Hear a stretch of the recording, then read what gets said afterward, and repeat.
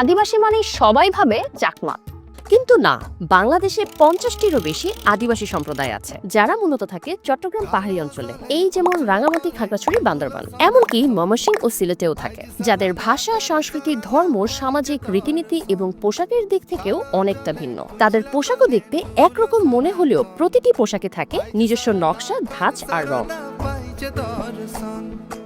এবার যাচ্ছি পার্বত্য অঞ্চল রাঙামাটিতে। সেখানকার আদিবাসীদের বিয়ের পোশাক কেমন হয় বা কিভাবে তৈরি করা হয় সেটাই দেখতে।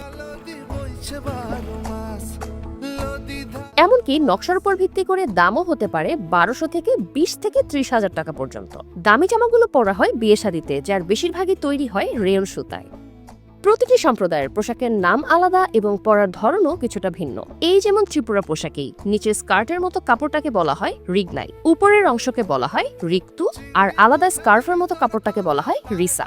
ওয়েট আর এই স্পেশাল ওয়েডিং লুকের সাথে কিছু স্পেশাল ছবি না তুললে কি হয়? Wedding portrait specialised phone Vivo V60 দিয়ে কিছু ছবি ক্যাপচার করে নিয়েছি, যেখানে 100mm পর্যন্ত টেলি জুম করা যায়। চাকমা সম্প্রদায় তাদের পোশাকের নাম হলো পিনন হাদি এবং উপরে ওড়নার মতো পার্টটাকে বলা হয় হাদি। আর তঞ্জঙ্গা সম্প্রদায়ের ঐতিহ্যবাহী পোশাকের নাম হলো পিনন খাদি শালং। স্কার্টটি বিভিন্ন রঙের হয়ে থাকে আর এই রঙগুলো তাদের সামাজিক ও সাংস্কৃতিক পরিচয়ের প্রতীক। আর খাদি একটি স্কার্ফ যেটি সাধারণত পিননের সঙ্গে পরা হয়, আর শালং হলো ব্লাউজটিকে বলা হয়। এটি সাধারণত সহজ ও সরল ডিজাইনে তৈরি করা হয়। এমনকি সম্প্রদায় ভেদে গহনার নকশাও কিন্তু আলাদা রকম হয়ে থাকে।